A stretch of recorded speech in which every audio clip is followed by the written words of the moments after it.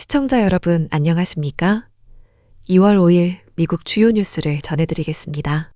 트럼프 행정부가 메트로 설치 작전을 가동한 이후 미네소타주에서만 살인 및 강간범을 포함한 4,000명 이상의 범죄 연루 불법 체류자를 체포하는 성과를 거뒀다고 공식 발표했습니다. 백악관은 미네소타의 급진 좌파 진영이 고수해온 이른바 피난처 정책이 범죄자들에게 은신처를 제공하고 있다며 과테말라 국적의 가정폭력범 로드리게스 에르난데스 사례를 공개했습니다. 2024년 가정폭력 혐의로 기소된 에르난데스는 보석 없이 풀려난 뒤 1년 가까이 도주 행각을 벌였는데 지난 11월 재체포되고도 불과 $100의 보석금만 내고 다음 날 다시 석방된 것으로 드러났습니다. 해당 지역 당국은 구금 사실을 이민세관 단속국에 통보하지 않아 연방 요원들이 그를 다시 추적하는 데 막대한 행정력을 소모해야 했으며 그 결과 미네소타 시민들은 아무런 보호장치 없이 불필요한 위험에 노출되었다고 지적했습니다. 현재 에르난데스는 다시 검거되어 추방 절차를 밟고 있으며 트럼프 대통령은 시민보다 범죄자를 우선시하는 정책을 타파하고 강력범들을 거리에서 격리하겠다는 강경한 입장입니다. 캐롤라인 레빗 백악관 대변인은 민주당이 국경을 개방해 흉악범들이 지역사회에 침투하도록 방치했지만 트럼프 대통령이 이러한 피해를 복구하고 정상화하는 과정에 있다고 설명했고 톰 호먼 국경차르 또한 미니애폴리스 현장에서 브리핑을 열고 트럼프 행정부의 단호한 법 집행 덕분에 주 및 지방당국과의 협력이 전례 없는 수준으로 개선되었다고 언급했습니다. 호먼 차르는 국가안보에 위협이 되지 않더라도 불법으로 입국한 자는 단속 예외 대상이 될 수 없으며 트럼프 대통령이 이번 임기 내에 대규모 추방작전을 반드시 완수할 것이라고 알렸습니다. 아울러 사기범죄 수사를 위해 파견된 특수요원들은 임무가 끝날 때까지 현장에 계속 상주할 것이며 요원들의 투명한 법 집행을 위해 바디캠 보급이 전국으로 확대됩니다. 당국은 지역사회 내에서 이민세관 단속국과 연방 파트너에 대한 위협적인 활동이 중단되는 조건 하에 병력을 축소할 계획이지만 요원들의 안전을 위한 보안 인력은 절대 철수하지 않겠다고 못 박았습니다. 다음 뉴스입니다. 강력한 불법 체류자 단속이 이어지는 미네소타와 달리 오리건주에서는 연방법원이 이민당국의 영장 없는 체포 관행에 제동을 걸고 나섰습니다. 무스타파 카스브하이 미 연방지법 판사는 도주 우려가 명확히 입증되지 않은 상황에서 국토안보부가 영장 없이 비시민권자를 체포하는 행위를 금지하는 예비적 금지 명령을 내렸습니다. 카스브하이 판사는 연방 요원들이 체포 과정에서 무기를 꺼내드는 등 과도하게 폭력적인 방식을 사용하고 있다며 헌법의 기초인 적법 절차가 무너지고 있다고 우려를 표했습니다. 이번 판결로 오리건주는 콜로라도 및 워싱턴 DC와 마찬가지로 연방정부의 체포 권한을 사법부가 제한하는 지역에 포함되었습니다. 앞서 라이온스 이민세관 단속국 국장 대행은 판사의 추방명령이 있을 경우 사법부의 수색영장이 없어도 행정영장만으로 주거지에 진입해 체포할 수 있다는 지침을 내려 논란이 된 바 있습니다. 법원은 이러한 행정영장 관행이 사적인 공간에 대한 무단 진입을 정당화할 수 없다고 판단하며 트럼프 행정부의 단속 방식에 법적 한계를 그었습니다. 실제로 이번 소송의 원고인 56세 빅터 크루즈 가메즈 씨는 운전 중 이민당국에 체포되었는데 당시 그는 적법한 노동허가증과 운전면허증을 제시했음에도 3주간 구금되었습니다. 가메즈 씨가 풀려난 뒤에도 가족들은 보복이 두려워 외출을 꺼렸다는 증언이 법정에서 이어졌고 법무부 측 변호인은 그가 겪은 고초에 대해 유감을 표하기도 했습니다. 법원은 국토안보부 직원들에게 이번 판결 내용을 즉시 공지하고 향후 불가피하게 영장 없이 체포를 진행할 경우 그 구체적인 사유를 기록해 정기적으로 보고하도록 명령했습니다. 다음 뉴스입니다.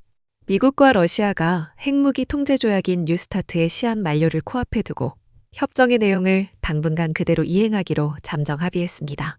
트럼프 대통령의 특사인 스티브 위트코프와 제러드 쿠슈너는 아부다비에서 러시아 측 고위 관계자들을 만나 우크라이나 문제와는 별개로 이 사안을 심도 있게 논의했습니다. 이번 합의는 법적으로 구속력이 있는 정식 연장 계약이 아니라 상호 신뢰를 바탕으로 기존 협정의 정신을 준수하겠다는 신사협정의 성격을 띠고 있습니다.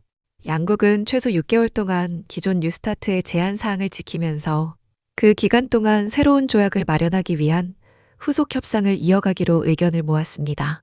전 세계 핵탄두의 약 85%를 보유한 두 강대국의 핵무기 배치를 제한하는 마지막 안전장치가 사라질 위기에서 일단 한숨 돌리게 된 셈입니다.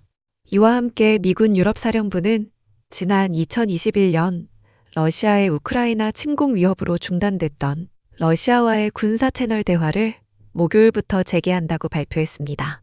협상 과정의 정통한 소식통은 실무진 차원의 합의는 마쳤으나 트럼프 대통령과 푸틴 대통령의 최종 승인이 있어야만 효력이 발생한다고 전했습니다. 마르코 루비오 미 국무장관은 중국의 핵전력이 급격히 증강되는 상황에서 중국을 배제한 군비 통제는 실효성이 떨어진다는 점을 지속적으로 강조해왔습니다. 하지만 중국은 자국의 핵 프로그램을 제한하는 어떠한 국제협정에도 참여할 의사가 없다는 입장을 고수하고 있습니다. 토머스 디나노 미 국무부 군비통제 차관은 오는 금요일 스위스 제네바에서 열리는 유엔 군축회의에 참석해 이번 합의와 관련한 미국의 구체적인 입장을 설명할 계획입니다. 다음 뉴스입니다. 중국이 전 세계 핵심 광물 공급망을 사실상 장악한 가운데 미국이 이를 견제하기 위해 동맹국들과 본격적인 연대 구축에 나섰습니다. 트럼프 행정부는 워싱턴 국무부 청사에서 한국과 일본, 유럽연합 등 주요국 대표들을 초청해 첫 번째 핵심 광물 장관급 회의를 열었습니다. 이 자리에서 제이디 벤스 부통령은 동맹국 간의 우대 무역지대 창설을 제안하며 구체적인 실행 방안을 내놓았습니다. 벤스 부통령은 외부의 시장 교란으로부터 동맹국 산업을 보호하기 위해 광물 가격이 일정 수준 이하로 떨어지지 않도록 보장하는 가격 하한제를 도입하고 이를 관세로 뒷받침하겠다는 구상을 제시했습니다. 이는 중국산 저가 광물이 시장에 쏟아져 나와 가격을 무너뜨리고 서방 기업의 신규 투자를 저해하는 상황을 원천 차단하겠다는 의도입니다. 이번 회의에 앞서 트럼프 대통령은 120억 달러 규모의 민관 합동 핵심 광물 비축 계획인 프로젝트 볼트를 발표하며 자원안보 강화에 시동을 걸었습니다. 백악관은 이번 구상이 국가안보와 경제안보를 최우선으로 한다고 설명하지만 결과적으로는 배터리와 신재생 에너지 산업의 원자재 수급 안정에도 기여하게 됩니다. 미국 에너지 안보 전문가들은 리튬과 코발트 같은 핵심 자원의 공급망이 안정되면 미사일 시스템 같은 방위 산업뿐만 아니라 풍력 터빈이나 전기차 배터리 같은 첨단 청정 에너지 제조 분야까지 혜택을 볼 것으로 전망합니다. 데이비드 코플리 대통령 특별보좌관은 침체된 광업 분야 프로젝트 활성화를 위해 수천억 달러의 자본을 투입하겠다는 계획을 공개했습니다. 현재 미국 무역대표부는 일본 및 유럽연합 집행위원회와 협력하여 공동의 무역정책과 구체적인 공조 메커니즘을 개발하고 있으며 벤스 부통령은 이 무역지대에 참여하는 국가들에게 비상시 필요한 광물 공급 접근권과 민간 금융 지원을 제공하겠다고 약속했습니다. 다음 뉴스입니다. 텍사스주가 학부모들의 학교 선택권을 보장하기 위한 교육 자유계좌 프로그램 신청 접수를 공식적으로 시작했습니다. 접수 첫날에만 2만 명 넘는 신청자가 몰렸고 수요일 밤 기준으로 총 3만 5천 건 이상의 신청이 쇄도하며 학부모들의 뜨거운 관심을 입증했습니다. 이번 프로그램은 3월 17일까지 신청을 받으며 주정부가 배정한 예산 10억 달러를 초과할 경우 저소득층 가정과 장애 학생에게 우선권을 부여합니다. 선정된 사립학교 재학생은 연간 약 1만 500달러를 지원받게 되며 이는 주 정부가 공립학교 학생 한 명에게 지출하는 비용과 비슷한 수준입니다. 장애가 있는 학생은 교육 비용에 따라 최대 3만 달러까지 수령할 수 있고 홈스쿨링 가정에는 연간 최대 2,000달러가 지원됩니다. 학부모들은 지급된 지원금을 수업료뿐만 아니라 개인 과외, 통학 비용, 교재비 등 다양한 교육 관련 지출에 사용할 수 있습니다. 신청을 위해서는 부모와 자녀의 사회보장번호, 소득 증빙을 위한 세금 보고 서류, 그리고 텍사스 거주를 증명하는 신분증이나 공과금 고지서가 필요합니다. 켈리 앤콕 텍사스주 직무대행 감사관은 현재 신청자의 75%가 저소득 및 중산층 가정이라며 프로그램이 당초 취지대로 운영되고 있다고 설명했습니다. 주 정부는 접수가 마감된 후 심사를 거쳐 오는 4월부터 학부모들에게 선정 여부를 통보할 계획입니다. 선정된 가정은 6월 1일까지 사립학교 등록 의사를 밝혀야 하며 학교 측의 최종 등록 확인은 7월 31일까지 마무리되어야 합니다. 모든 절차가 완료되면 첫 번째 지원금은 오는 7월 1일부터 8월 중순 사이에 각 가정의 교육저축계좌로 입금됩니다. 마지막 뉴스입니다. 미국 연방 하원이 워싱턴 DC 지방 정부가 트럼프 대통령의 새로운 감세 정책을 거부하지 못하도록 막는 법안을 표결에 붙여 통과시켰습니다. 앞서 워싱턴 DC 의회는 시 재정 수입 감소를 우려해 트럼프 대통령의 크고 아름다운 단일 법안 일부 효력을 중단시키는 법안을 의결한 바 있습니다. 워싱턴 DC가 시행을 막으려 했던 정책에는 트럼프 대통령이 핵심 공약으로 내세웠던 팁과 초과 근무 수당에 대한 비과세 혜택, 그리고 기업을 대상으로 한 각종 세금 감면안이 포함되어 있어 논란이 되었습니다.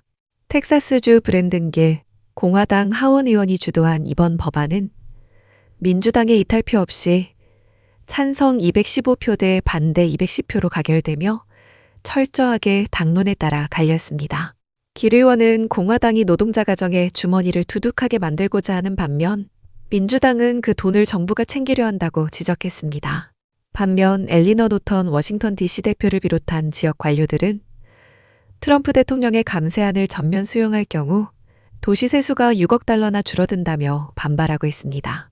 노턴 대표는 공화당의 이번 결의안이 워싱턴 DC에 대한 전례 없는 행정적, 재정적 방해 공작에 해당한다고 목소리를 높였지만 공화당 측은 수도의 진보적인 관료들이 정치적인 이유로 트럼프 대통령의 서명 법안을 가로막아 결과적으로 노동계층 주민들에게 피해를 주고 있다며 물러서지 않고 있습니다. 미 의회는 1973년 제정된 워싱턴 DC 자치법에 따라 수도의 자치 법규 대부분을 뒤집을 수 있는 권한을 가지고 있습니다.